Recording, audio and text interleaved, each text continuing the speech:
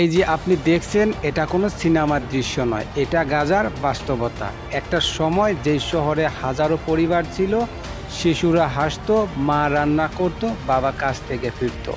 আজ সেই শহরটা মাটির সাথে মিশে গেছে। ইসরায়েলের একের পর এক বোমা বর্ষণে ধ্বংস হয়ে গেছে ঘরবাড়ি, স্কুল, হাসপাতাল, এমনকি মসজিদ পর্যন্ত। কিন্তু প্রশ্ন হলো, এই নিরাপদ মানুষগুলোর কি দোষ ছিল? তারা কি শুধু ফিলিস্তিনি বলেই মৃত্যুর সাজা পেল?